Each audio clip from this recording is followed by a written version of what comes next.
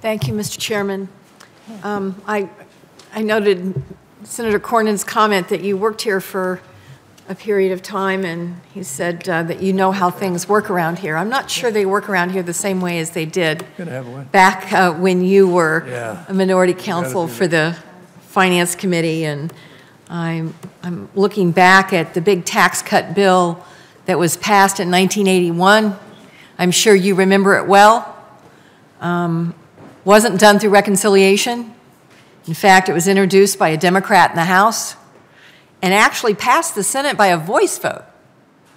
So it doesn't work that way around here anymore. We're going to, after we finish the kind of bizarrely secret process of reforming health care, we're going to begin on a strictly partisan exercise to do tax reform. And I don't think it was that way in the Finance Committee back in the late 70s and early 80s. Let me ask you about the 232 process on aluminum and steel. I'm very worried. I understand that the President is asking this to be examined as a national security threat.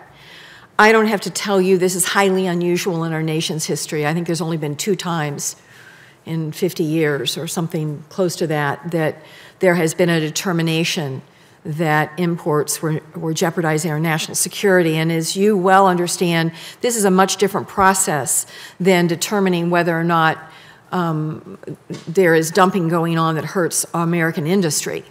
It's a different kind of process. It's less open, less transparent. But I know you get this. When we put tariffs or quotas on steel and aluminum, there will be a sweeping impact on U.S. manufacturing. We all want U.S. steel to be rising. We want our aluminum to be competitive, but I've got businesses in Missouri who use raw materials that aren't made in the United States under this category. And they are very worried, the manufacturers, about the impact that any decision in this area is going to have on not only their costs of producing goods and manufacturing goods, but they're also worried about any other national security blockades that are going to pop up around the globe in response and or retaliation to what might be determined through the 232 process. Could you address that? Well, certainly, Senator.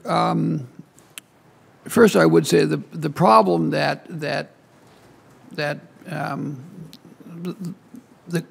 government is worried about is this excess, this huge non-economic excess capacity that was created by China in both steel and aluminum and other areas. And it's going to be sound like it's going to be a lot of different things. So that's the problem. The normal tools don't seem to get to it. It does potentially have a national security interest, so we're in the position where we can't produce steel, or our steel industry, to pick one, can't produce the new products that are needed.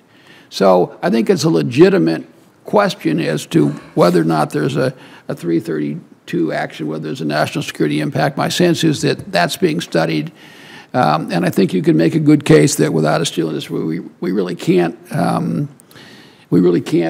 defend ourselves. So I think that's important.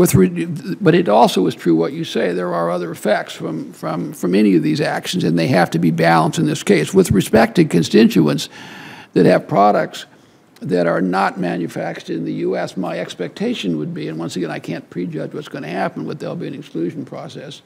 Certainly in the past, there has been an exclusion process where people would go in and apply to the Department of Commerce and say, here is a product that is not made in the United States. Now, that's happened when we've had quotas in the past, going back at least the 30 or so years that I've been involved with.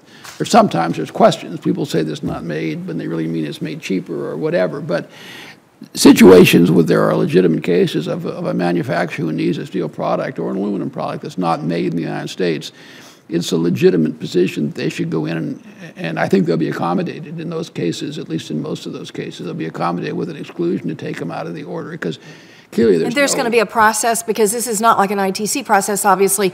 This is a different process. This is in commerce. Have you all figured out the process by which there will be exclusions?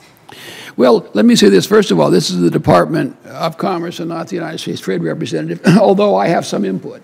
But it's really not my process to create.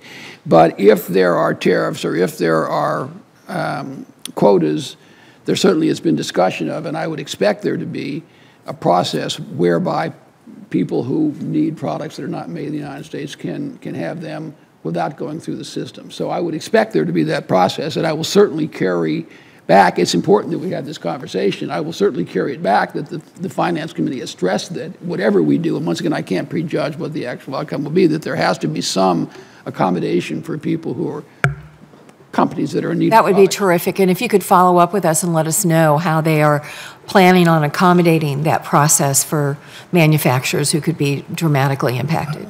Okay, Senator, your time is Thank you. up. Senator Thune.